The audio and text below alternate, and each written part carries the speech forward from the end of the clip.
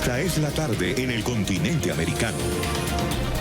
Cuando anochece en Europa y amanece en Asia, así cae la tarde en el continente americano y transcurre la noche y el amanecer en el resto del mundo. La tarde. Hola, bienvenidos a la tarde de NTN 24, el canal de las Américas. Soy Idania Chirinos. Como siempre, un gusto y un compromiso estar con ustedes en el programa.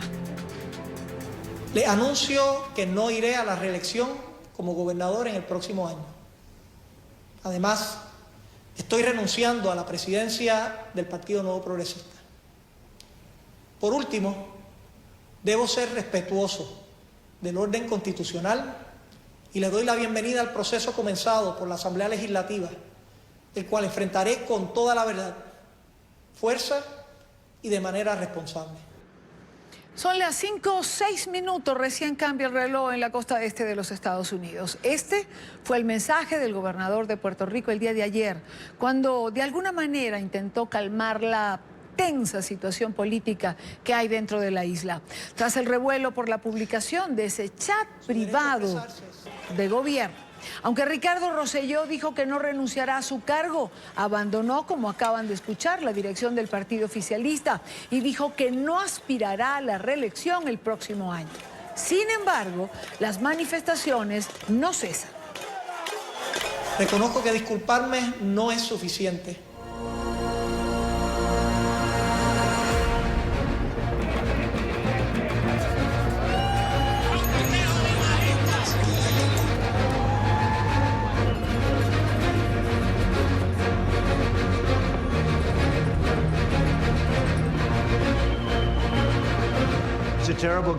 Es un gobernador terrible.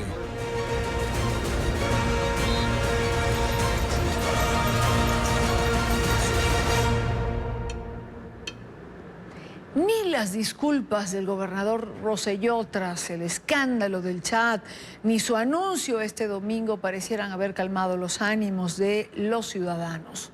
De los ciudadanos de Puerto Rico, que hoy de nuevo han tomado las calles, como veíamos hace unos minutos en estas imágenes que tienen en pantalla. La Marcha del Pueblo, la gran manifestación de hoy, la más grande que se ha registrado hasta ahora. Lo que quieren, lo dicen al unísono: renuncie. Esa es la voz del pueblo de Puerto Rico ante el gobernador Rosselló. Si Ricky no renuncia, nosotros tampoco vamos a renunciar. Vamos por encima, vamos a estar presentes hasta que no se vaya, nosotros no nos vamos. Y es lo que se tiene que mirar en un espejo y mirarse a él con las cosas que hizo en el pasado cuando era joven, ¿entiendes? Realmente ha sido una falta de respeto al pueblo. El gobierno y su gabinete se ha burlado de la comunidad gay, se ha burlado de la mujer, se ha burlado de los impedidos, la corrupción. O sea, ya estamos hartos de tanta corrupción. Y ya el pueblo se cansó. O sea, son años y años y el pueblo despertó. A esta hora saludamos al congresista puertorriqueño José Enrique Meléndez, miembro del oficialista Partido Nuevo Progresista. Representante, buena tarde, gracias por acompañarnos. Buenas tardes a ti y a todos los televidentes. No le ha bastado a Puerto Rico con la renuncia a la reelección del gobernador, ni tampoco con su renuncia a la presidencia del partido. Está decidido el pueblo puertorriqueño a no ceder en la presión sobre el gobernador Rosselló. ¿Dimitirá el gobernador? Mira, tuvimos la oportunidad de dialogar con el gobernador en la noche de ayer, anoche, y el gobernador en esencia nos reafirmó que él, aunque renunciaba al partido y a la reelección, no estaría renunciando al cargo de gobernador. Y él está básicamente aferrado a su posición. Él va a combatir, según nos informó anoche, cualquier esfuerzo de nosotros en la Asamblea Legislativa para removerlo del cargo. Y pues, bienvenido. Ese es básicamente el planteamiento que hemos estado haciendo. Nosotros no estamos en la de entrar en una confrontación con el gobernador, pero estamos escuchando ciertamente al pueblo de Puerto Rico. Así que la posición del gobernador es una muy incómoda, muy débil. El gobernador no tiene el respaldo que tuvo en alguna ocasión. ¿verdad? El pueblo está, yo creo que la manifestación de hoy, siendo esta la más grande en la historia de Puerto Rico, pues nos parece que es más claro no se puede hablar. Así que el gobernador, yo lo veo en una actuación bastante desconectado de la realidad, y lo que estamos pidiéndole es que reconsidere y nos evite a todos pasar por el trago amargo de extender primero esta situación tan difícil, que quien tiene la llave en este momento para calmar esto es el gobernador con su renuncia. Claro, si él así no lo quiere hacer, porque ya lo ha dicho que no lo va a hacer, pues mira, entonces con toda probabilidad la Cámara de Representantes, donde yo participo, tendría que iniciar los procesos de removerlo del cargo. Representante, antes de entrar en ese proceso de remover al gobernador del cargo, usted es del mismo partido del gobernador. La mayor parte del partido le ha hecho esa solicitud, le ha pedido: gobernador, renuncia, escucha al pueblo. ¿Es lo mejor para Puerto Rico y para el propio partido? Así es. Yo creo que básicamente todos los sectores del Partido No Progresista, de nuestro partido aquí en Puerto Rico, le hemos pedido que se salga del medio. De hecho, hace apenas unos minutos el gobernador hizo una entrevista en Fox, donde el entrevistador le preguntaba: ¿quién está apoyándole a usted, gobernador?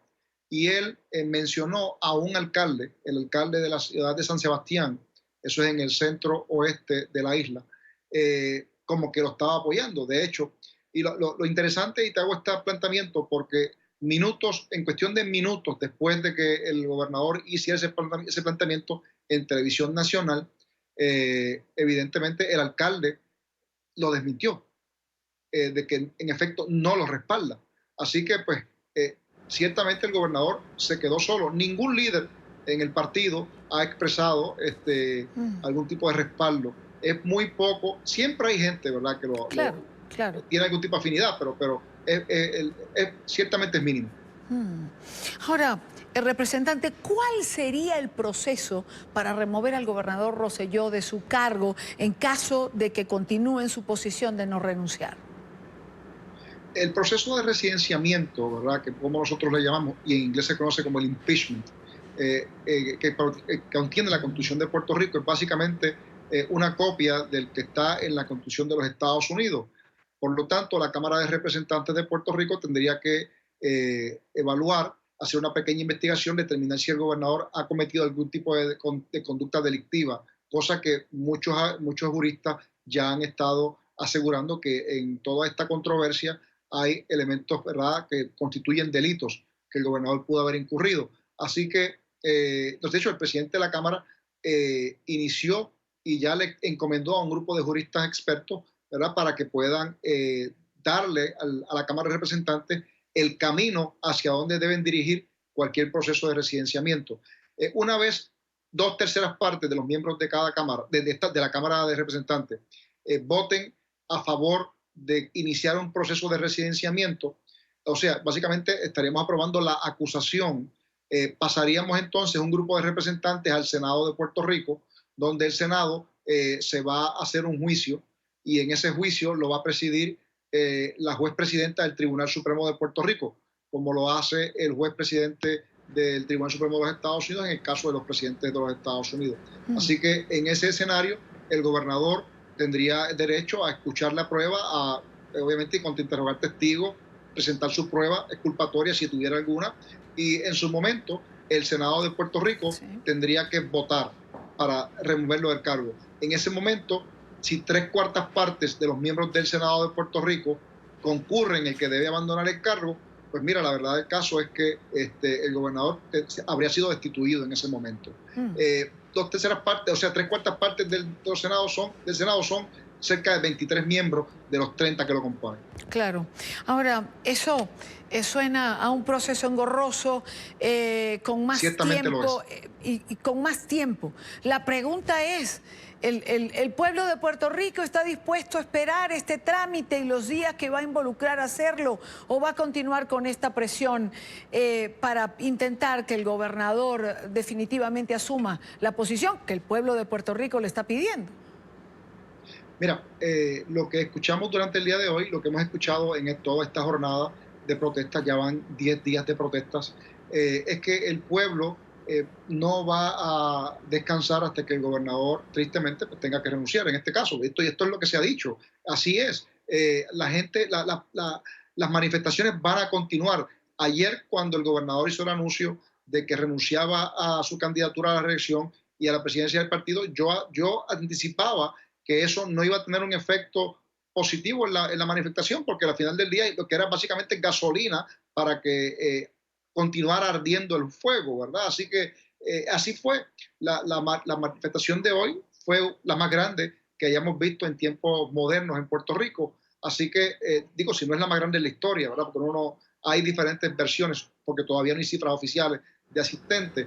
Lo que sí es importante es que la presión, el pueblo está dispuesto a continuar la presión en las calles mientras el gobernador no renuncie y nosotros estemos evaluando el proceso de residenciamiento, que ciertamente, aunque quisiéramos hacerlo rápido, no se puede, porque es un proceso que de por sí es bastante engorroso. Ahora, representante Meléndez, para hoy se había convocado un paro nacional. ¿Fue exitoso? Entiendo que la mayor parte de los sindicatos se acogieron a este llamado.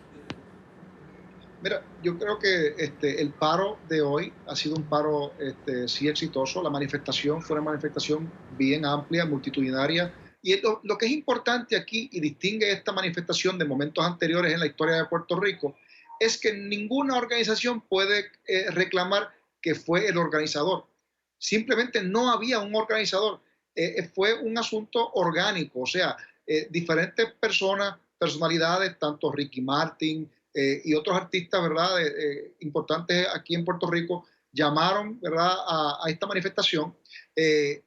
Obviamente a eso se montaron los sindicatos y estamos hablando de que es un conjunto, pero nunca hubo un comité per se para poder entonces convocar esta manifestación. A lo que voy es que, a diferencia de cualquier otro momento en la historia donde un comité multisectorial organizaba una marcha o una manifestación, eso no ocurrió en este evento. Aquí las redes sociales, como ha sucedido en otros países, y obviamente el llamado de los artistas y de funcionarios de mucha credibilidad en Puerto Rico, pues mira, fueron los que hicieron esta convocatoria de manera silvestre, orgánica, y ya los resultados están en las fotos. La manifestación más grande que recordábamos fue en el 2000, que fue cuando el movimiento contra la Marina, ¿verdad?, de los Estados Unidos, pero esta manifestación duplicó y quizás un poco más en la manifestación del 2000. José Enrique Meléndez, miembro del oficialista Partido Nuevo Progresista, gracias por estar con nosotros. Le agradecemos mucho su tiempo. Siempre es un placer. Muy buena tarde para usted. Es la situación de Puerto Rico, es la marcha más grande que se conoce, lo decía el mismo representante, en la historia moderna y cuidado, si no más atrás. Todavía no han hecho estas evaluaciones. Son las 5:18 minutos, hora Costa Este. Revisamos otros temas que hacen parte de la agenda informativa de este día. Es noticia un nuevo apagón que se registra en Venezuela en este momento. Se ha dado una falla en el servicio eléctrico, según reportan los usuarios, y comienzan a replicar los medios de comunicación. Los ciudadanos en Caracas fueron los primeros en dar cuenta de lo que está ocurriendo a través de las redes sociales. Sin embargo, a los pocos minutos se ha conocido que el resto de estados presentaban la misma deficiencia eléctrica. No sabemos en este momento si el apagón es nacional o si hay 8, 10 o 12 estados, porque está ocurriendo, es noticia en desarrollo. Este año, 2019, recordemos que han sido varios los apagones que se han presentado. El primero fue el jueves 7 de marzo de 2019 y se extendió por más de una semana en la mayoría de las regiones. La causa, un supuesto desperfecto en la central hidroeléctrica Simón Bolívar, al sur de Venezuela. La situación se repitió posteriormente el 25 de marzo y luego el 29 del mismo mes. Aunque para algunas entidades, como el estado Zulia, estado fronterizo con Colombia, por ejemplo, el apagón es continuado. Nunca ha regresado el servicio eléctrico en su totalidad. De momento, los voceros del régimen no se han pronunciado Continuamos informando a medida que podamos comunicarnos con nuestros reporteros en Venezuela. Es noticia el presidente en funciones del gobierno español, el socialista Pedro Sánchez, quien presentará este lunes el programa de gobierno que espera formar con la izquierda radical para ser reinvestido en esta semana en el Congreso. El debate parlamentario marca el comienzo de una carrera contra el reloj para que el PSOE, con 123 diputados de 350, consiga el apoyo suficiente para seguir en el poder. Para ello debe sellar el respaldo de los 42 diputados del polémico partido Podemos y de varios movimientos regionales antes del día jueves, cuando culmina la sesión de investidura. El jefe del Estado encarga a uno de los candidatos, generalmente el que tiene y representa a la mayoría parlamentaria de la Cámara, a que exponga su programa y solicite la confianza de la mayoría para formar gobierno. Y esto es lo que pretendo hacer durante estos próximos días, señorías. Solicitar su confianza, apelar a su responsabilidad, apelar también a su generosidad, apelar en definitiva a la responsabilidad y a la generosidad de todos y todas para lograr que España tenga gobierno y no se suma en el bloqueo.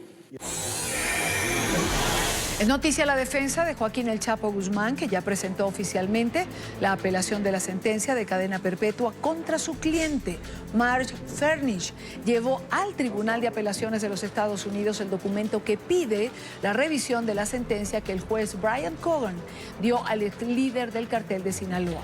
Sobre el tema del narcotraficante, esta mañana el canciller mexicano Marcelo Ebrard propuso a Estados Unidos crear una comisión binacional para evaluar la devolución a México de todos los bienes del líder del cartel de Sinaloa. Y ahí lo que hemos propuesto es que se organice, se integre un grupo binacional. En el caso de México estaría compuesto, además de la Secretaría de Relaciones Exteriores, por la Unidad de Inteligencia Financiera de la Secretaría de Hacienda y Crédito Público, por ser de área de su competencia, así como por la Fiscalía General de la República, respetando su autonomía, y otras dependencias que deban participar, con el propósito de que los activos de esa organización criminal sean recuperados por el Estado mexicano. Es noticia el Grupo de Lima, que se reúne mañana en la ciudad de Buenos Aires nuevamente para tratar la crisis de Venezuela. Este es el informe de Leonardo Feldman, periodista de nuestra cadena aliada, La Voz de América.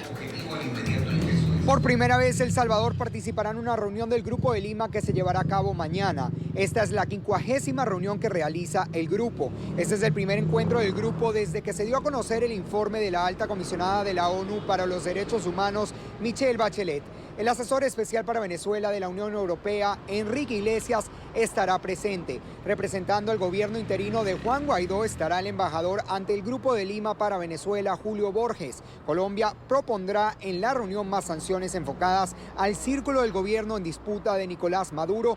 Esto según el canciller colombiano Trujillo, quien dio el anuncio hace unos días en su visita a Washington. La reunión comenzará a las 9 de la mañana en el Salón Libertador del Palacio, San Martín. Desde Buenos Aires, Argentina, les informó Leonardo Feldman de La Voz de América para NTN 24. ¿Qué espera Colombia de esta reunión del Grupo de Lima? ¿Y por qué pregunto Colombia particularmente? Porque finalmente es el país de choque, el más afectado, el que recibe el mayor volumen de venezolanos, de esos venezolanos que están saliendo. En el programa Cuestión de Poder de NTN 24, con nuestro compañero Gustavo Alegret, el canciller colombiano Carlos Holmes Trujillo habló sobre los retos del Grupo de Lima en este nuevo encuentro. El Grupo de Lima tiene que producir un comunicado muy vigoroso desde el punto de vista político. Tiene que expresar nuevamente su decidido apoyo a las fuerzas democráticas en Venezuela. Tiene que señalar la gravedad del informe de la alta comisionada de Naciones Unidas para los Derechos Humanos en cuanto dice relación con la posible comisión de gravísimos crímenes. Tiene que convocar un mayor número de países para que apoyen las denuncias que se han hecho. Tiene que ser mucho más proactivo en la aproximación a otros países para que aumente el apoyo a Juan Guaidó. y tiene además que reiterar lo que es la decisión de apoyo al itinerario definido por Juan Guaidó, es decir, fin de la usurpación, transición y convocatoria de elecciones. Una lista de tareas para el Grupo de Lima, ¿no? Una lista de tareas que pareciera larga y que vamos a comentar con Jairo Libreros, nuestro analista permanente. Jairo, bienvenido, buena tarde para ti. Y Dania, feliz inicio de semana con temas muy difíciles. Bueno, va a ser una semana llena de noticias. Jairo, es larga la lista que le pone el canciller de Colombia, Carlos Holmes Trujillo, al Grupo de Lima. ¿Se cumplirá el Grupo de Lima? Pareciera haber perdido fuerza en relación a lo que pasa en Venezuela. Y Daniel, yo creo que hubo chispazos de brillo, de gloria y, por qué no decirlo, de ilusión frente al liderazgo que el Grupo de Lima podía desempeñar no solamente en América Latina, sino a nivel internacional, como el ente que iba a ser el interlocutor de la salida de la dictadura y el regreso a la democracia en Venezuela. Pero creo que día a día la situación se ve muy complicada. De esa larga lista de preocupaciones que trae el canciller, y Dania, te la resumo en pocas palabras y no creo que sea posible solucionar en el corto plazo. Colombia necesita asistencia técnica. Colombia es un país que no tiene experiencia frente a una crisis. Es más, América Latina, 1 o 2 países tienen la experiencia necesaria ante la posible o inminente avalancha de ciudadanos venezolanos que huyen de la crisis humanitaria, de la persecución política y, por qué no decirlo, de una situación mucho más fuerte en Venezuela. Se requiere asistencia técnica. Algo ha llegado, algunos expertos vienen, pero no es suficiente. Se requiere dinero, apoyo fiscal, se requiere apoyar de manera particular la figura de Guaidó y se requiere medidas regionales coincidentes entre los diferentes países que reciben a migrantes venezolanos, no solamente para mejorar su situación, sino para tener una legislación que permita que en ningún lugar de las Américas se presenten retenes. Por poner un ejemplo, si un país del Cono Sur empieza a solicitar papeles o un visado especial para ingresar los venezolanos que huyen de la crisis humanitaria y la dictadura, se van a presentar problemas en otros países, particularmente en Colombia. Lamentablemente creo que el Grupo de Lima en estos momentos no tiene la capacidad para solucionarlo. No tiene capacidad para solucionarlo. Tiene capacidad para hacer pronunciamientos contundentes, ciertamente con fuerza. Tiene la capacidad de tomar medidas que lastimen al régimen, como ha hecho Estados Unidos, por ejemplo, con las sanciones. No, es muy difícil. Yo creo que comunicados grandilocuentes se pueden dar. Situaciones en donde veamos líneas de trabajo igualmente se dan, pero que se puedan convertir en la práctica en medidas de política pública que involucren a los diferentes países que componen el Grupo de Lima, pero de manera particular situaciones que agraven la estabilidad de la dictadura de Maduro, pero que lleven a un desenlace que esperan muchas personas, no solamente en América Latina, sino en diferentes lugares a nivel internacional, que consiste en la llegada de Guaidó a Miraflores, en la convocatoria de elecciones y buscar un mecanismo que permita la reconstrucción institucional de infraestructura política y humanitaria. Yo no creo que todavía se dé. Sin lugar a dudas tiene una posición privilegiada, pero si no logra integrar de una manera mucho más plural con países de diferente índole su presencia, su trabajo y una legislación conjunta, yo creo que por ahora no podemos esperarlo. Lo que sí podemos esperar, y es lo que se está esperando, es un éxodo aún mayor. Claro que sí. En Venezuela terminó un año escolar, en Venezuela comienzan clases hasta septiembre, octubre, y se espera, porque los países lo han alertado, un incremento de ese éxodo. Jairo, hay que ser realista. La ONU reconoce 4 millones y algo. Ya se habla de 5 millones y pico. Y hay quien dice que a finales de este año podemos hablar de 7 millones y cuidado, y si no más. El éxodo venezolano se llevará por delante la economía de la región. Esa es la pregunta, esa es la realidad. Ante, no sé si la mirada impávida de la comunidad internacional o qué, pero es una realidad. No hay economía que soporte el impacto del éxodo en la dimensión en que se está produciendo. Así es, Dani, una de las preocupaciones más sentidas en todas las economías regionales, en el caso de América Latina, gira en torno a eso. Si tú miras lo que ha sido el comportamiento, por ejemplo, del porcentaje del PIB que producen los países destinado a atender necesidades que tienen que ser solucionadas en tiempo real de muchos venezolanos que en este estos momentos, además de huir, buscan un nuevo proyecto de vida, se instalan en diferentes países, hacen un esfuerzo especial para atraer al resto de sus familias. La destinación de recursos en temas de educación, salud, atención, empleabilidad, demanda un porcentaje muy alto del PIB. Si en América Latina vamos a crecer a una tasa un poco inferior, dicen algunos analistas, al 3%, creo que difícilmente vamos a tener la oportunidad, porque realmente se tendría que crecer aproximadamente en conjunto en la región a una tasa superior al 5% con fecha 30 de diciembre del año 2019. Yo creo que el impacto económico se siente, ya hay problemas muy fuertes. En algunos países hay que sumarle algo, Idania, que lamentablemente se está presentando, y son precisamente los brotes de xenofobia en diferentes países por cuenta de situaciones críticas que se han vivido en los últimos días relacionados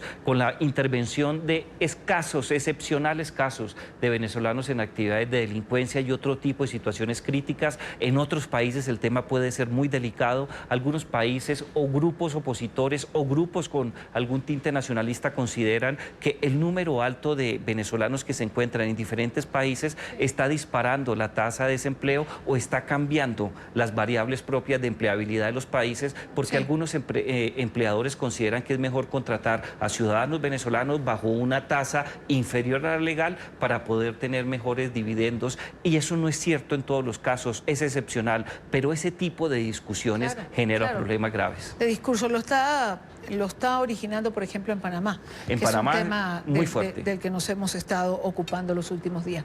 Jairo, cambiemos de tercio, como dicen los toreros, hablemos de Colombia. La oposición dejó en manos de la Procuraduría el episodio protagonizado este 20 de julio, Día Nacional de Colombia, entre el presidente saliente del Congreso, Ernesto Macías, lo tenemos allí en pantalla, quien fue grabado minutos antes de que la oposición hiciera una réplica al discurso del presidente Iván Duque. En esta grabación, el presidente del Congreso decía que iba a ser una jugadita, que es la frase más popular en Colombia en este momento, porque no iba a permitir que el presidente Duque escuchara la réplica de la oposición que viene inmediatamente después del discurso del presidente en ejercicio cuando se da inicio al año legislativo. Y Daniel, yo creo que este es uno de los pasajes más vergonzosos contemporáneos en la democracia colombiana. Hay que tener un antecedente y vale la pena traerlo a colación, de manera especial en el caso de América Latina. Diferentes democracias liberales en la región lograron establecer unos mecanismos constitucionales en donde las posiciones, y de manera particular el respeto a los derechos de las bancadas de la oposición, no solamente tienen un alcance constitucional, sino que tienen diferentes mecanismos de expresión. En el caso colombiano, el 10 de julio del año pasado, por diferentes tiempos, llega la implementación de la ley estatutaria de la oposición, que consagra unos principios determinantes para que la oposición no sea callada, para que sus niveles de libertad de expresión sean mayores, para que su intervención tenga un impacto político especial, y una cantidad de mecanismos. Lo que ocurrió en el caso colombiano el día sábado 20 de julio simple y llanamente es la decisión clara, precisa, sin ningún esguince del presidente Macías del Congreso de la República de desconocer por completo los derechos de las bancadas. No solamente se trató de ocultar su discurso, hizo una cantidad de cosas que se plasman en las frases que se han escuchado en diferentes momentos para evitar que ellos tuvieran la oportunidad de expresarse como lo ordena la Constitución, como lo ordena la ley estatutaria y como esperaban muchos colombianos. Este tipo de jugadas generalmente terminan siendo muy delicadas. ¿Y por qué digo que delicadas? Porque muy seguramente el señor Macías, como expresidente y hoy día como senador de la República, se ve ante una situación crítica de ser sancionado hasta con la pérdida de sus derechos políticos por cuenta de esta situación. La Procuraduría General de la Nación en Colombia ya anunció que va a abrir una investigación, y con las evidencias notorias que existen, creo que va a ser un pasaje muy duro para el Centro Democrático, que es el partido de Álvaro Uribe Vélez y del Gobierno Nacional, y para el señor Ernesto Macías, que fue el que cometió estos tipos de actos. ¿Por qué el presidente se fue? ¿Por qué no esperó? Hay un cuestionamiento en Colombia muy fuerte. Algunos sectores, entre comillas, de la oposición consideran que él hizo parte de esta manguala en términos eminentemente coloquiales y que esas decisiones, como las que tomó Macías, él no iba a ser capaz de tomarlas autónomamente y que consultó al presidente de la República. No existe la más mínima posibilidad que eso sea cierto. En segundo lugar, ¿por qué se fue? Por dos motivos. El primero, por tradición, por costumbre de los últimos años, el presidente termina su discurso y generalmente, como un acto político que genera la atención de los ciudadanos y los medios de comunicación, acude a la Secretaría del Senado de la República o a la Secretaría de la Cámara de Representantes a radicar los proyectos que él considera son los más importantes y que se les va a dar un privilegio legislativo. Ese fue el motivo real. Él fue a radicarlos. Hay un proyecto que es muy importante. El fiscal general encargado de Colombia le pidió al presidente de la República que lo acompañara con su firma para presentar nuevamente un proyecto de ley anticorrupción. El presidente se fue a cumplir ese trámite, no se fue en una situación de común acuerdo con el presidente Macías. No existe un antecedente, ni siquiera una evidencia que pueda atestiguar que el presidente Iván Duque tenía conocimiento de esta jugadita del presidente Macías. Y una última pregunta, te pido una respuesta más breve, ya estamos sobre el tiempo, pero los retos del presidente Duque en este nuevo año legislativo, en el que no tiene una mayoría en el Congreso, no logra establecer políticamente acuerdos.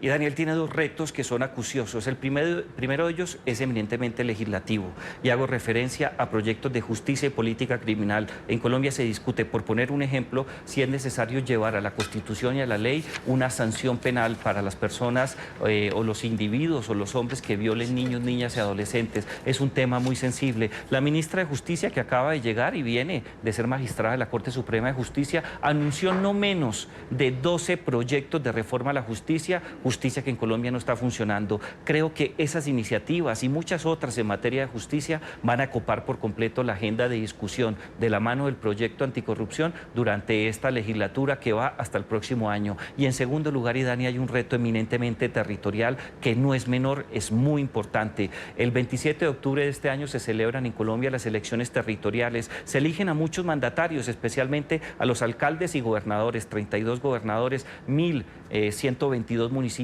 van a elecciones. Este tipo de escenarios obliga al que el presidente piense más en términos territoriales. Y un tercero que no es menos importante que los dos anteriores. Y Dania, las condiciones de seguridad en términos objetivos y de percepción se han deteriorado. Las cifras aumentan, la gente se siente insegura y empieza a crecer el número de persecuciones, amenazas y homicidios a líderes sociales y defensores de derechos humanos. No tiene un año muy interesante el presidente Duque. No, lo tiene interesante, lo que no lo tiene fácil, ¿ah? Nada fácil. Jairo, gracias como siempre por estar con nosotros a comienzos de semana. Muchas gracias, nos vemos el próximo lunes o si pasa algo antes. Seguramente sí. Un análisis de la Universidad de Syracuse ha revelado el significativo aumento que han tenido las fianzas para los migrantes que se encuentran en los centros de detención. Según este informe, hasta el 2005 la suma no pasaba de los $2.000. Hoy en día está por encima de los $10.000. En Washington, Emiliana Molina tiene el reporte. Emiliana. Hola, ¿qué tal? Muy buenas tardes. Pues es que según este informe de la Universidad de Syracuse demuestra que en el último año fiscal tan solo el 5% de las fianzas estaban por debajo de los $2.000, mientras que alrededor de un 40% de las fianzas que intentaban sacar a los inmigrantes indocumentados de estos centros de detención en Estados Unidos estaban por encima de los $10.000. De hecho, en 2006 el promedio del derecho a fianza era de alrededor de unos $2.000, pero 2 años más tarde estas cifras continuaron aumentando, de hecho bajo la administración de Barack Obama superando los $5.000. El asilo es algo que uno tiene el derecho de pedir, pero si tú metes preso al refugiado que está pidiendo asilo por meses o años hasta que tú decides el asilo, tú estás emasculando las leyes de asilo. Y eso es una violación del derecho estadounidense del asilo y del derecho internacional del asilo, porque los Estados Unidos firmó un acuerdo en 1967 comprometiéndose que la gente que viene a pedir asilo pueden hacerlo aquí en Estados Unidos con toda una serie de protecciones. Si tú metes preso a la gente, eso milita contra el derecho al asilo. Un berrinche de Trump. O sea, lo que él está haciendo él piensa que puede reescribir las leyes de migración y reescribir las leyes de refugiado y de asilo. Cabe resaltar que el Departamento de Seguridad Nacional tiene actualmente 200 millones de dólares en fianzas que los inmigrantes indocumentados no han reclamado una vez salen de los centros de detención. De hecho, múltiples inmigrantes tienen el derecho a reclamar este dinero hasta un año después de haber salido de las instalaciones. Esta es toda la información que tenemos desde Washington. Emiliana Molina, regreso con ustedes. Gracias, Emiliana, por la información. Por otra parte, el presidente Trump también planea cambiar las 100 preguntas del examen que realiza el gobierno federal a los inmigrantes que desean recibir la ciudadanía estadounidense. Así lo ha reportado el diario The Washington Post. Según el medio, la actual administración planea cambiar las pruebas antes del 2020, año de elecciones presidenciales. En la actualidad, los examinados reciben 10 preguntas seleccionadas al azar, entre un centenar repartidas en 3 categorías: gobierno, historia y sociedad. En 2018 se naturalizaron más de 750,000 personas, el récord del último lustro. Abogados migratorios han denunciado el creciente retraso en este proceso, que se ha disparado dramáticamente desde 2016. Quiero saludar en esta parte del programa y conversar sobre estos temas en Illinois, en Chicago, a Oscar Chacón, director ejecutivo de Alianza América. Señor Chacón, bienvenido. Buena tarde para usted. Un placer estar con ustedes. Muchas gracias por la invitación. Alianza América es una red de organización de migrantes latinoamericanos y caribeños en los Estados Unidos.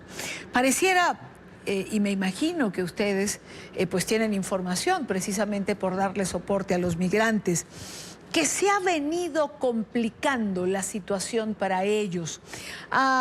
Como oíamos en las notas anteriores, la solicitud de asilo, el pensar que cambian las preguntas. Es decir, esto es un estrés permanente.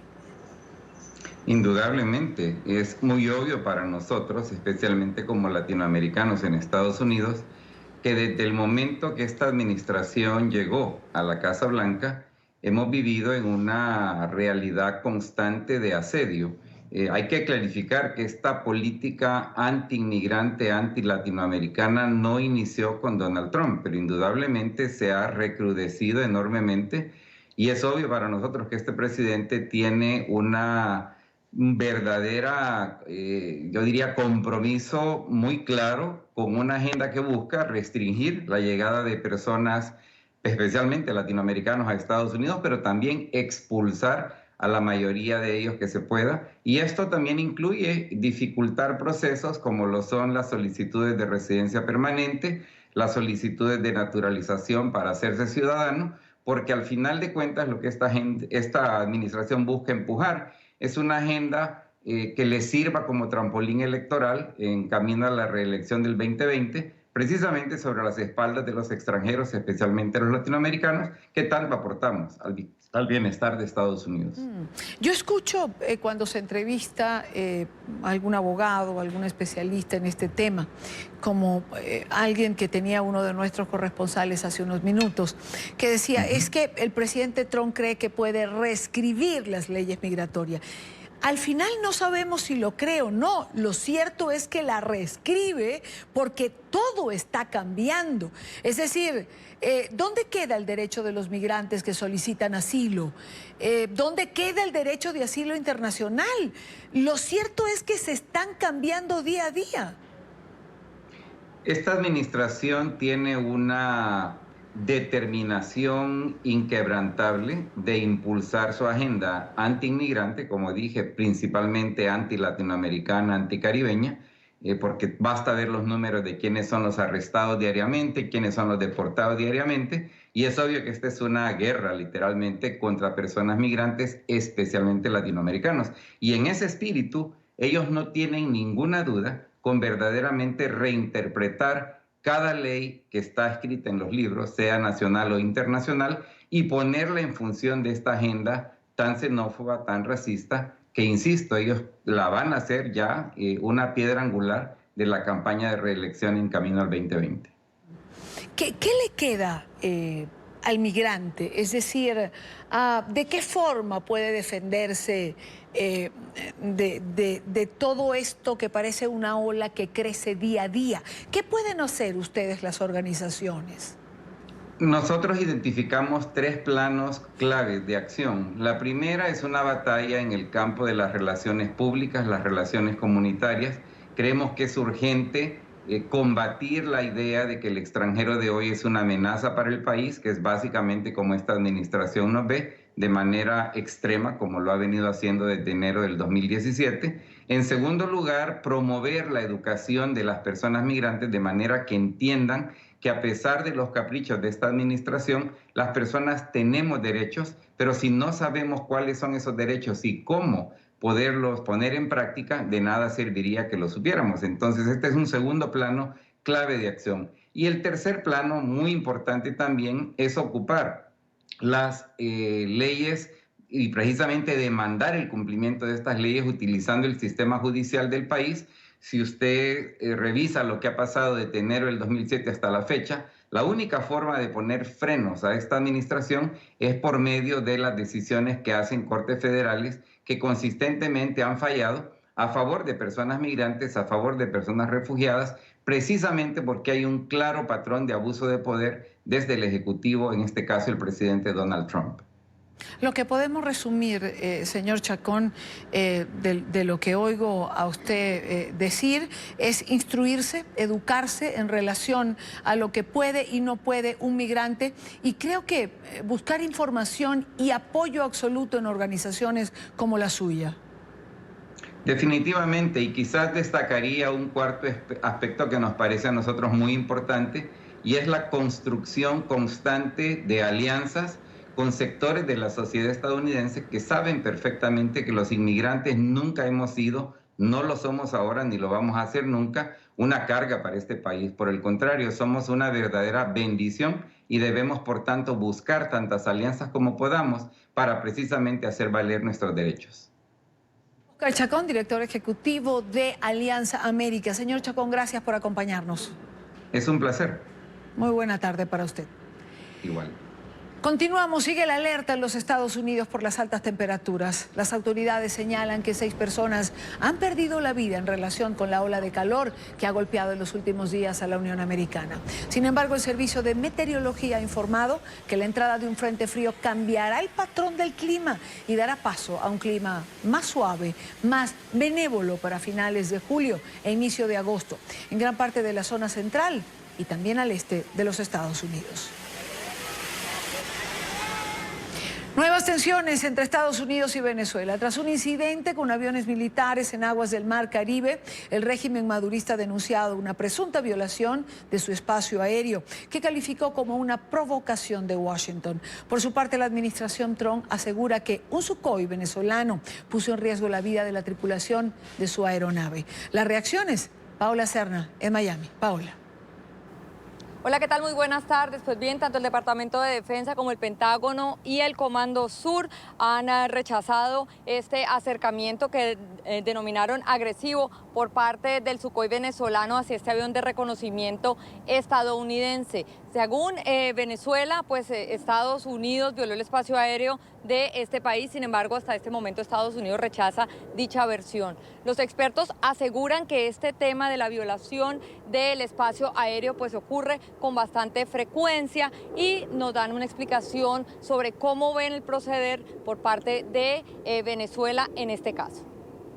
Este tipo de, si lo podemos llamar hostigaciones, se produce en una frecuencia muy normal. Recordemos que los rusos lo hacen en Alaska cuando incursionan cerca o dentro del espacio aéreo norteamericano.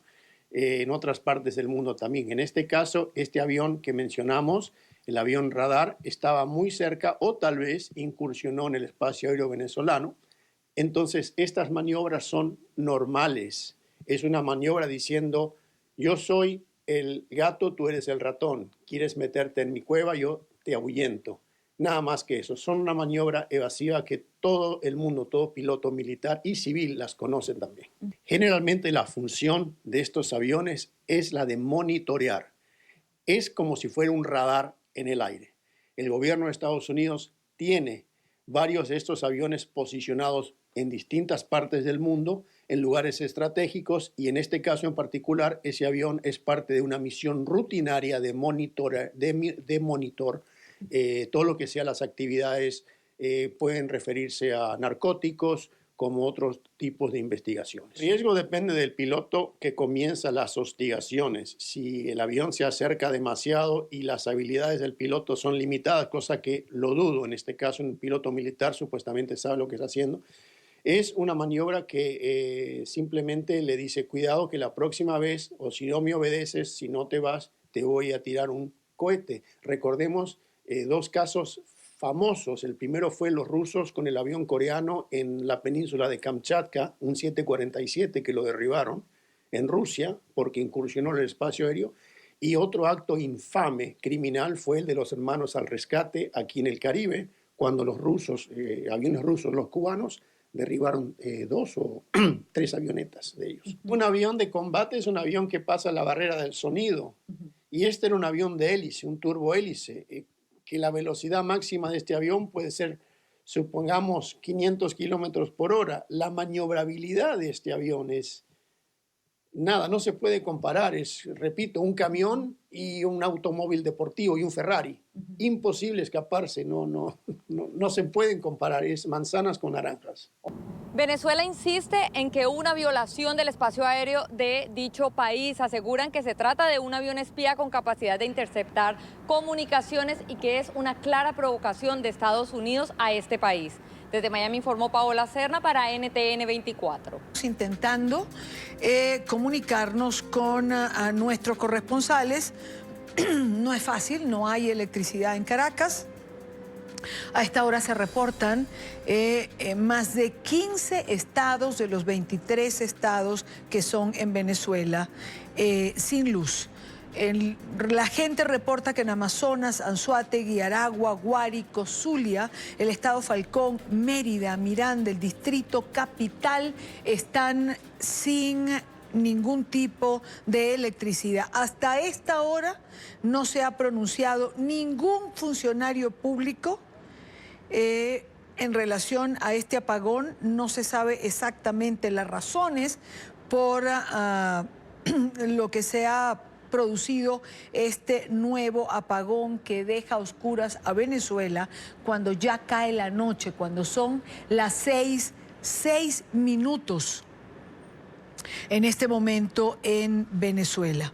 Nuestra corresponsal en Miami, Paola Serna, cuando hacía referencia a lo señalado por el Comando Sur de los Estados Unidos, que habría denunciado que un avión de combate venezolano de fabricación rusa habría seguido de forma agresiva una aeronave estadounidense que cumplía una misión aprobada en espacio aéreo internacional sobre el Mar Caribe.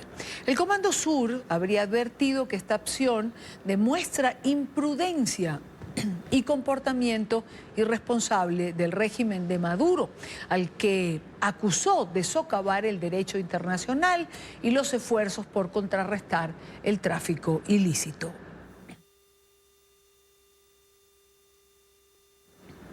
Esta tarde, antes del apagón, el régimen de Venezuela respondió a las denuncias del Comando Sur. Lo hizo en boca del ministro de Comunicaciones, Jorge Rodríguez, quien indicó que esa aeronave realizaba presuntas tareas de espionaje. Agregó que el mismo aparato volvió, según él, a volar la denominada región de comunicación de vuelo de Venezuela el día de hoy. No era un avión de turismo, no era un vuelo charter, no era un avión de Hello Kitty. Ese mismo avión espía está incursionando en la zona de información de vuelo y no ha cumplido con el protocolo correspondiente. Es por la seguridad de las personas que vuelan en esa área y también por la protección que debe tener Venezuela de su espacio aéreo. Quiero saludar en esta parte del programa a Steven Donahue, director de McClarty Asociados y colaborador permanente de NTN 24. Steven, buena tarde, bienvenido.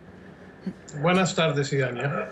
Tu impresión en relación a este incidente que se produjo entre los aviones, el avión EP-3 Orión de los Estados Unidos y un Sukhoi, que fue la respuesta de Venezuela. Bueno, uno no, porque nunca se desplaza uno, se desplazan dos. ¿Qué fue la respuesta por parte de Venezuela? Bueno, me parece muy interesante que el mismo día que hay un apagón en el país, los aviones que Venezuela acaba de pagar entre 200 y 300 millones de dólares para poner en función otra vez, están volando sobre contra un avión estadounidense que está en espacio aéreo internacional. Si tuvieran tanta plata para poder gastar plata en estos sistemas rusos, tal vez deberían gastarlo mejor en medicinas y en mantener el sistema eléctrico del país para que la gente no tenga que sufrir como lo que están haciendo. Pero esto es un avión de reconocimiento que todos los países modernos vuelan en el espacio aéreo internacional. Este es un avión que tienen los chilenos, tienen los argentinos, tienen los brasileños. Este no es nada sorprendente, sino un avión que vigila el espacio. Este avión es hecho particularmente para ver la situación electrónica de una zona y también para buscar submarinos en alta mar. Y esto no representa ninguna amenaza para que estén volando aviones de caza contra ella. Ahora, Steven, tenía la oportunidad de conversar en horas del mediodía con gente ligada a la Fuerza Aérea en Venezuela, y lo primero que me decían era que era una respuesta desproporcionada. Es decir, mandar un Sukhoi, digamos, para hacer esta maniobra que es la que Estados Unidos denuncia, que fue peligrosa porque era un riesgo para ambos, una maniobra de sombra al avión de los Estados Unidos, que no tienen comparación, y lo oíamos también con el especialista que hace unos minutos ponía nuestra corresponsal en Miami, Paola Serna. Es decir, no hay simetría. Fue una reacción asimétrica exactamente lo que hizo Venezuela. Por eso es peligroso. Este avión, el Orion, es un avión que se comenzó a construir en 1957. Es un avión de hélice lento que tal vez de vez en cuando lleva torpedos para atacar a un submarino en tiempo de guerra, pero además de eso no es un avión de combate de ninguna manera. Y lanzar un Sukhoi, que es un avión de caza de alta velocidad, contra un Orión, que es un avión lento de hélice, pues no tiene comparación. Bueno, sobre todo porque un Sukhoi alcanza, entiendo, cuando vuela alto, los 2.150 kilómetros por hora, ¿no?, en altura. Y tú refieres que el EP-13 Orión es un avión bastante lento. Pero además, ¿sabes? Ahora que hacía referencia de los gastos de Venezuela en estos sistemas aéreos rusos, una hora de vuelo de un Sukhoi cuesta $60.000. Pues así es, y es un sistema un poco sofisticado. A mí me sorprende que lo estén volando para algo de este tipo, que tal vez están tratando de distraer la atención, o tal vez acaban de ponerlos en función otra vez de estar fuera de mantenimiento por tanto tiempo. Pero sí sorprende que el país tenga cientos de millones de dólares para poner a funcionar aviones de caza para ir en cacería de un avión lento, que sería como un Sukhoi contra un pato. Eso no tiene presentación, es muy difícil entender cuál es el propósito, pero claramente este avión Orión no presentaba una amenaza contra Venezuela de ninguna manera. Ahora, Steven, vayamos a otro punto. Es decir, estamos viendo la reacción en Venezuela y estamos hablando sobre esto, pero también hay quien señala que esta bien pudiera ser una prueba de los Estados Unidos, es decir, medir la capacidad de reacción y el tiempo de reacción de Venezuela. ¿Eso es factible para ti? Bueno, por supuesto. Una de las cosas que este avión hace es estar vigilando el espacio aéreo, y como desde Venezuela es donde salen tantos vuelos narcóticos pasando droga desde Venezuela por el Caribe hasta Centroamérica, pues la misión primordial es ver dónde está la droga y qué sistemas están usando. Pero también en medida que están haciendo esas mediciones del espacio electromagnético sobre el país, pues también están viendo cómo están funcionando estos sistemas de radar que los rusos acaban de poner a funcionar y cuál es la reacción de la Fuerza Aérea Venezolana, si es que son los pilotos venezolanos que los están volando o si son los mercenarios de Rusia o Bielorrusia, como antes eran los pilotos de estos mismos aviones. ¿No hay certeza sobre eso?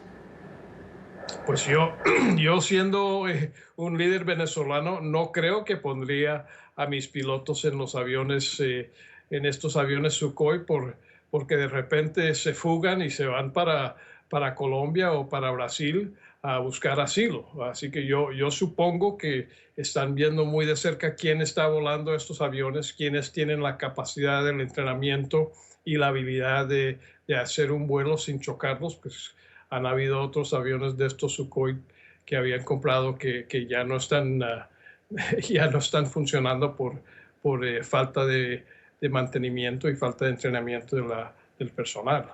Bueno, de hecho, por ejemplo, hay quien señala que han podido mandar un F-16, que un poco menos sofisticado que el Sukhoi. Venezuela tenía 24 F-16, 2 tuvieron un accidente, quedan 22. Se dice que ninguno puede levantar vuelo porque le hacen falta piezas y mantenimiento. Recordemos que Estados Unidos cortó el suministro de este mantenimiento y de estas piezas. Sukhoi eran 24, se perdió uno, quedan 23. Hay quien señala que de estos 23 solo hay 4 en funcionamiento, que tienen un problema en el tanque de la gasolina, con un material que está dentro del tanque de la gasolina. Y que para cambiarlo y hacer mantenimiento, que lo haría Rusia, hay que pagar. Hay que pagar. Y hasta ahora las finanzas de Venezuela no van por buen camino. Bueno, aparentemente están pagando lo suficiente para que esos 4 ya estén volando otra vez y con los sistemas necesarios, pero eso es mucha plata. Esos son cientos de millones de dólares que están gastando en armamento, en aviones de caza, en sistemas antiaéreos. ¿Y para qué? Para volar contra un avión que va como no sé, 400 kilómetros por hora, si eso. Y cuando están con un avión que va a 2.000 kilómetros por hora. Es muy raro lo que estamos viendo aquí en Venezuela con el uso de sus recursos y con su fuerza aérea. Hay dos puntos pendientes. Uno que me parece interesante comentarlo contigo. Al tener riesgo, tanto el avión de Estados Unidos como el avión venezolano, puede producirse evidentemente un accidente. La pregunta que según quienes manejan esta materia habría que hacerse es, de producirse una situación o un accidente, ¿está Venezuela en capacidad de enviar helicópteros, por ejemplo, a buscar a los pilotos que puedan eyectarse de estos aviones? ¿Está Venezuela preparada con el deterioro general que tiene ese país para responder ante un accidente? Esto lo tendría que ver la Organización de Aviación Civil Internacional, que es la OACI, porque si no está preparada Venezuela, puede perder millas de control desde la costa venezolana. No, así es. Yo creo que uno de los temas que ha enfrentado Venezuela con la falta de recursos recientemente es que ya no tienen los sistemas de aviación civil en condiciones para poder existir como un país moderno.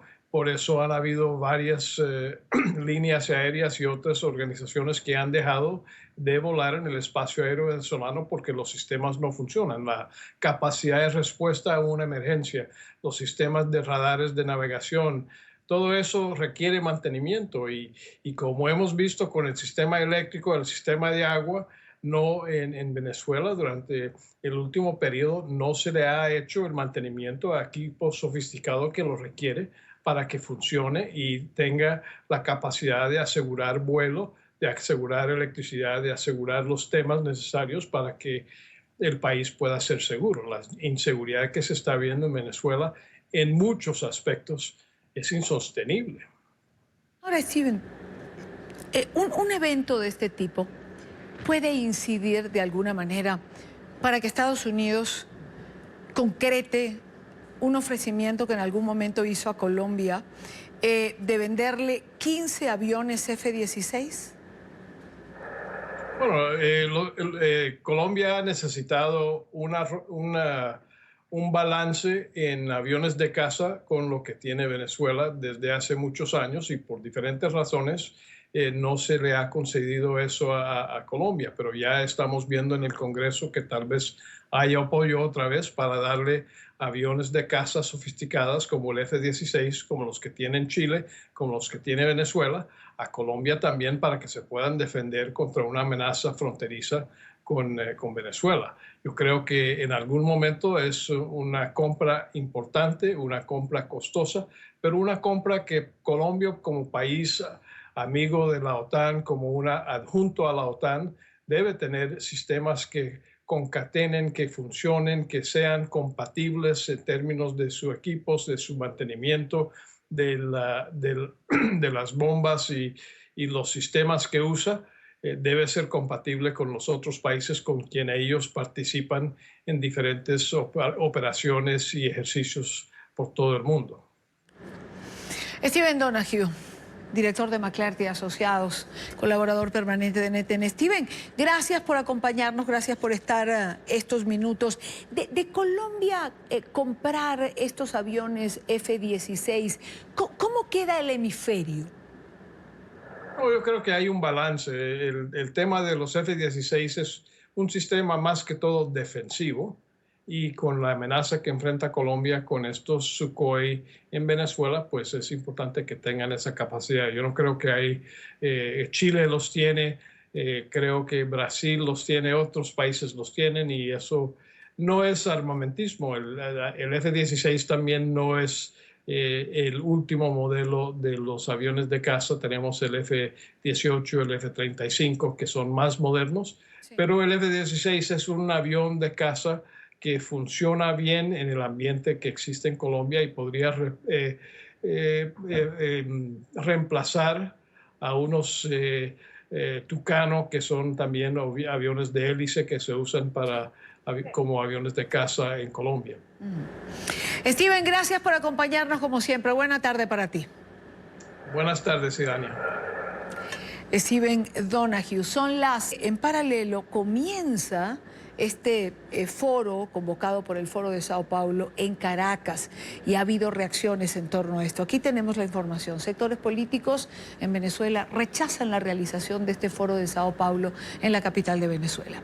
El régimen de Maduro ha invitado a representantes de 120 países a participar en esta reunión que se llevará a cabo entre el 25 y el 28 de julio. Opositores a Maduro han dicho que el dinero que está siendo utilizado para este encuentro pudiera ser invertido en solventar la crisis que vive el país. Por ejemplo, la crisis eléctrica. Luis Laya preparó un reporte previo. Veamos.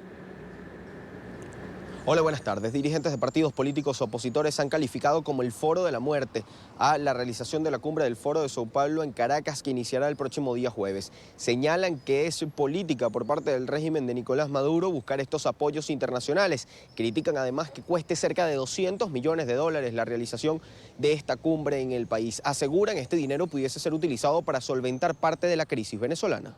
Todo país que se pronuncie para apoyar un sistema nefasto, violador de derechos humanos, merece especial atención porque puede llevar hasta su país la repetición de esta situación que hoy padece Venezuela. La oposición venezolana rechaza la reunión del Foro de Sao Paulo en Caracas. Aseguran que es una artimaña para lavar la cara de Nicolás Maduro y critican que en esta se invierte un presupuesto de tal magnitud, más de $200 millones según han denunciado. La nación necesita este dinero ante la grave crisis. Lo que vienen para acá es a churear la plata de los venezolanos. Lo que vienen para acá es a un socialismo caviar para disfrutar de los recursos de los venezolanos, recursos que pudieran estar en función de solventar los múltiples y muchísimos problemas que nos aquejan a nosotros este día a día. 200 millones de dólares que servirían para darle de comer a muchísimos venezolanos, 200 millones de dólares que servirían para que esos enfermos renales pudieran acudir a los centros de salud y ser atendidos. No hemos dudado en denominar el foro de la muerte, toda vez que quienes se dan cita vienen a avalar un régimen que tiene manchadas sus manos de sangre y que se patentiza en la emergencia humanitaria compleja que hoy vive nuestra nación. Algunos sectores indican además que es una pérdida de tiempo este encuentro, pues se trata de países y organizaciones desprestigiadas por apoyar a regímenes dictatoriales que poco podrían hacer por Maduro. Una forma de hacer política que va en función de quedarse en el poder a costa de lo que sea y en detrimento de los pueblos. Sin embargo, otros aseguran que la intención de esta reunión es intentar reagruparse para retomar lugares de poder en el continente. La sede para planificar esto es Caracas. Habían retrocedido, pero hoy buscan en Venezuela reagruparse, buscan en Venezuela tomar el control otra vez de toda la región y en esta oportunidad confluyendo múltiples grupos y organizaciones que no solamente son políticas, sino también que sabemos que tienen vinculaciones con organizaciones criminales. Destacan que no es casual que se realice este encuentro en medio de un intento de diálogo, pues busca fortalecer la postura de Nicolás Maduro y su régimen, demostrar un presunto apoyo que engaña a la comunidad internacional y permita ganar tiempo. La negociación favorece al Foro de Sao Paulo porque recordemos que este es un nuevo intento de socavar la democracia ya por otros medios. Anteriormente se hacía a través de intentonas golpistas, se hacía por vía de la guerrilla. En este momento estos mismos personajes no han cambiado su objetivo, pero visten ropaje democrático para pretender amañar elecciones. Desde la Asamblea Nacional piden a agrupaciones de países como por ejemplo el Grupo de Lima que se reúne en la tarde de este lunes que se tomen acciones en contra del Foro de Sao Paulo. Señalan que las políticas comunistas se intentan reagrupar en Venezuela, utilizan como sede a Caracas para intentar tomar nuevamente posiciones de poder en toda la región, países como Argentina y Brasil. Señalan esto representa un riesgo para el hemisferio. Desde Caracas, Venezuela, para la tarde de NTN 24, Luis Alejandro Layo. Son las 6:36 minutos, hora costa este de los Estados Unidos. Hace 7 años murió el activista cubano Osvaldo Payá, fundador y líder del Movimiento Cristiano de Liberación en extrañas circunstancias. El 22 de julio de 2012, el coche modelo Hyundai, alquilado a una agencia de turismo que conducía el joven político español Ángel Carromero, y donde viajaban Osvaldo Payá, Harold Cepero y el ciudadano sueco James Aron, fue embestido por otro vehículo, causando la muerte de Payá en la provincia de Granma. Sus compañeros disidentes, su familia y en especial su hija Rosa María Payá han denunciado por años que no se trató de un accidente, sino de un asesinato. En esta parte del programa nos acompaña Rosa María Payá, activista por los derechos humanos y líder de la iniciativa Cuba Decide. Rosa María, bienvenida, buena tarde para ti. Un gusto, Idania, muy buenas tardes. 7 años después de la muerte de tu padre, ¿todavía piensas que fue un asesinato? Sí, y lamentablemente no es una opinión. Lamentablemente es la realidad, es lo que ocurrió el 22 de julio del año 2012. Y el régimen cubano, a través del Ministerio de Justicia, a través de la Seguridad del Estado, a través de la policía, intimidando testigos, oscureciendo activamente todo el acceso de la familia y de peritos independientes, incluso de Naciones Unidas, desde donde la Relatoría de Crímenes Extrajudiciales ha comenzado un proceso de investigación. El régimen cubano ha intentado que todas estas fuentes no tengan acceso a la información, pero la compilación y el análisis del testimonio de los sobrevivientes, de la misma información que el régimen cubano dio, la parte que es falsa y que está demostrado físicamente que es falsa, y la poca información que se tiene junto con el testimonio de las personas que estaban en el hospital, de médicos, de enfermeras, de las personas que llegaron al lugar de los hechos, incluso las primeras declaraciones que la policía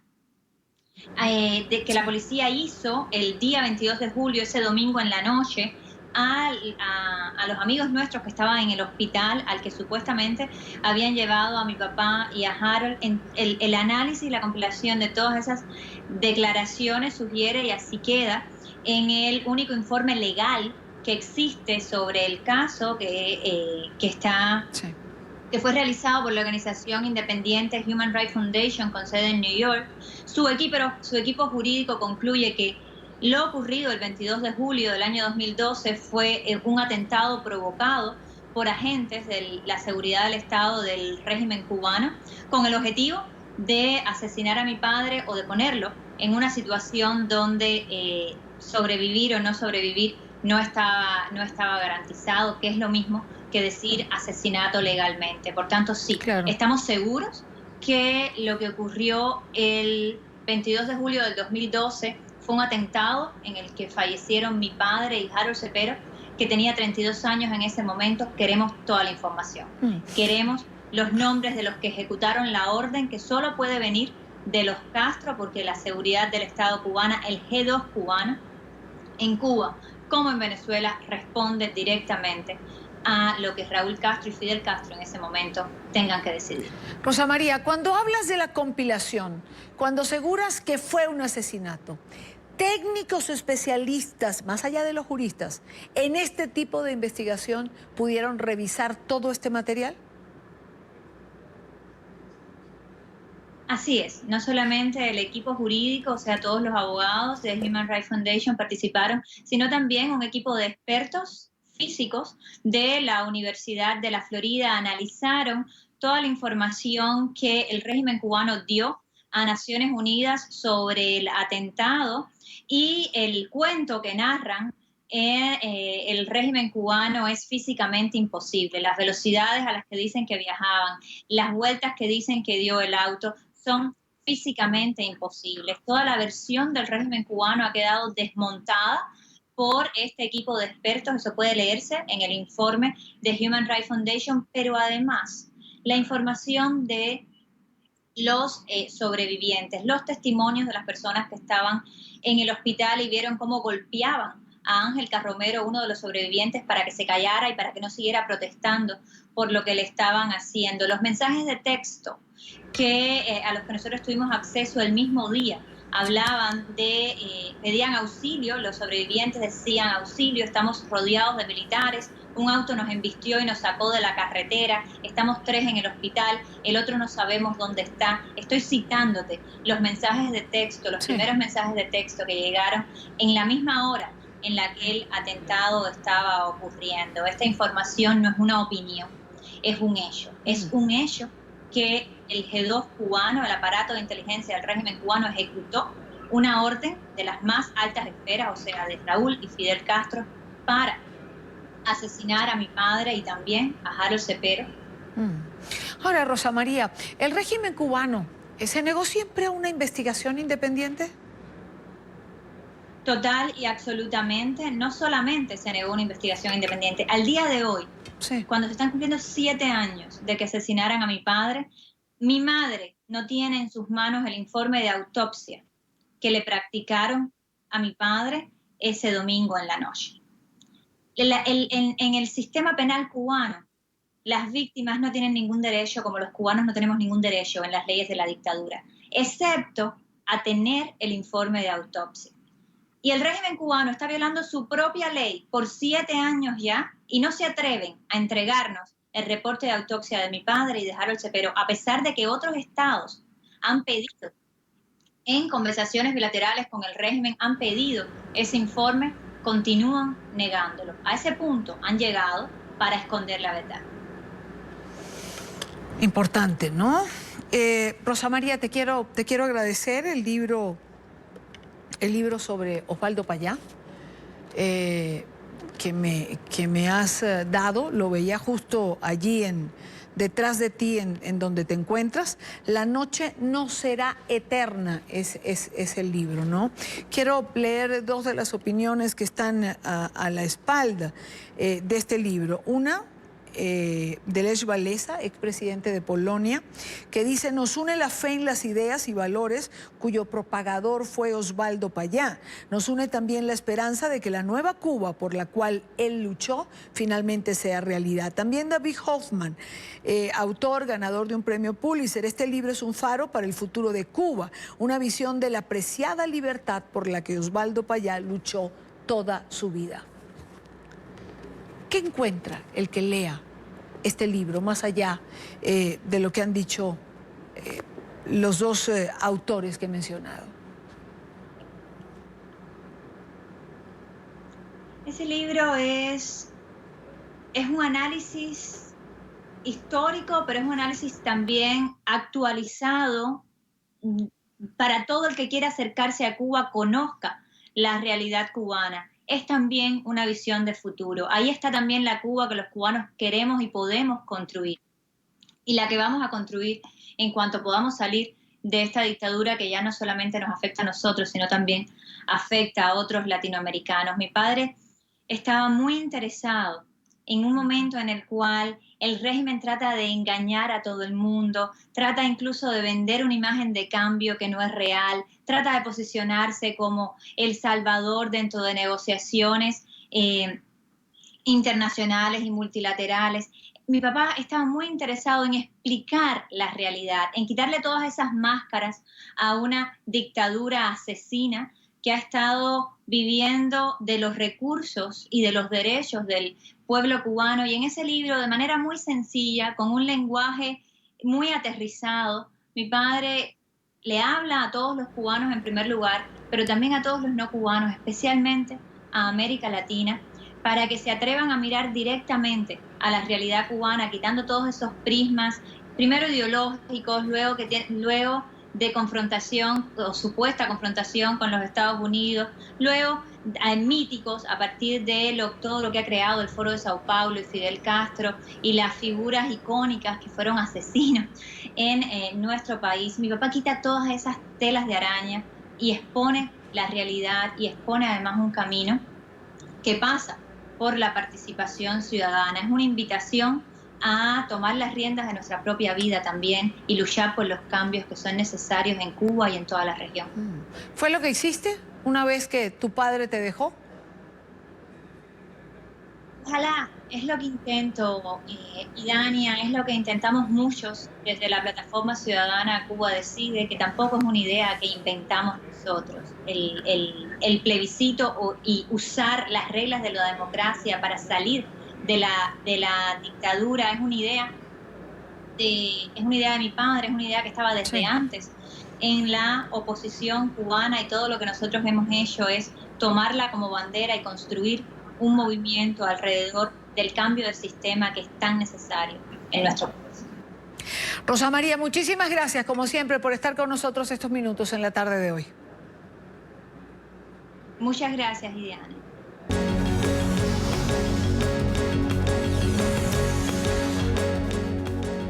Volvemos con la noticia en desarrollo. Venezuela, un nuevo apagón. Al menos 17 estados del país estarían sin servicio eléctrico. Este es un reporte que ha podido enviarnos uno de nuestros periodistas en Caracas, Luis Alejandro Laya, en uno de los centros comerciales más importantes en la capital. Creo que está en el centro comercial San Ignacio. Veamos. Así se encuentra uno de los principales centros comerciales de la ciudad, totalmente oscura, se está siendo desalojado por el personal de seguridad, están saliendo trabajadores, también desalojando los estacionamientos, pues no hay nada de electricidad a esta hora. Este apagón que ha afectado a toda la ciudad de Caracas, extraoficialmente, personal de seguridad que ha tomado la ciudad para intentar evitar congestiones vehiculares y también parte del caos que se vive. Parte de este personal de seguridad nos ha indicado que el apagón aparentemente afectaría a 15 estados. Esto de forma extraoficial. Aún no hemos podido corroborar esta información con alguna fuente oficial. Se habla aproximadamente 15 estados de Venezuela sin luz. Esta es la información extraoficial que manejamos a esta hora. Un apagón que alrededor de las 5 de la tarde, hora local, afectaba a Venezuela. Esta es la información que tenemos desde la ciudad de Caracas. Luis Alejandro Laya para NTN 24. Tenemos ahora en línea a Oliver Fernández, otro de nuestros periodistas en Caracas. Oliver. Una buena tarde para ti, Dania. Seguimos acá en la autopista Francisco Fajardo, donde lo único que ya queda es prácticamente la luz del sol y las luces de los vehículos. Caracas nuevamente a oscuras, igual que el pasado 7 de marzo. Ya son 17 estados del país los que se han quedado sin el servicio eléctrico, y hasta ahora el ministro de Nicolás Maduro no ha dicho a qué se debe esta falla. No hay un pronunciamiento por parte del régimen de Nicolás Maduro para de alguna manera explicarle a los venezolanos qué es lo que está pasando. Otra de las situaciones que hemos podido registrar fue lo que ha ocurrido en el metro de Caracas. Todas las líneas del metro de Caracas están paralizadas. Evidentemente los semáforos obviamente no sirven, y esto trae como consecuencia el colapso vehicular. Hay gran cantidad de vehículos en todas las autopistas, tanto en la autopista Francisco Fajardo como en la autopista Prados del Este, así como también personas caminando por las aceras de toda la capital venezolana. Suponemos que esto también, Idania, se está registrando en los diferentes estados del país. Hace pocos minutos escuchábamos en la radio un ingeniero del Colegio de Ingenieros, y él decía que ya el Colegio de Ingenieros lo había advertido desde el pasado 7 de marzo, que si no se tomaban las previsiones sobre lo que está ocurriendo en el Guri, pues esto iba a volver a ocurrir. Lamentablemente, Idania, otra vez sin el servicio eléctrico, esto pudiera tardar algunos días. Así lo ha dicho uno de los ingenieros del Colegio de Ingenieros, que supone que es uno de los, o el único transformador que supuestamente estaba funcionando en el Guri, fue el que supuestamente colapsó. Así lo ha dicho este representante del Colegio de Ingenieros. Sin embargo, repetimos, no hay un anuncio oficial de que esto sea cierto, que esto es lo que realmente ocurrió. Sin embargo, suponemos que se estarán preparando para darle alguna locución a los venezolanos y decir qué es lo que realmente está ocurriendo. Lo que sí hemos podido recoger, y Dani, lamentablemente no hemos podido cargar los videos para que ustedes puedan ver, son las impresiones de los ciudadanos, quienes prácticamente ya no aguantan más esta situación, porque no es solamente la crisis económica, política y social, sino que a esto también se le agrega las fallas en el servicio eléctrico, que trae como consecuencia pues que los hospitales también colapsen, que colapsen las universidades, los colegios, los servicios públicos. Es decir, es un caos total lo que pudiera ocurrir si no se toman las previsiones del caso y si no se recupera el servicio eléctrico en las próximas horas y años. Gracias, Oliver, gracias por la información. Por supuesto, en nuestros espacios informativos, en nuestro noticiero estelar, 8 de la noche, hora costa este de los Estados Unidos, ampliaremos esta información. En redes sociales, el presidente interino, Juan Guaidó, ahí está. Intentaron esconder la tragedia con racionamientos en todo el país, pero el fracaso es evidente. Destruyeron el sistema eléctrico y no tienen respuestas. Mañana, con fuerza, en la asamblea, en la calle, los venezolanos no nos acostumbraremos a este desastre. #apagón nacional.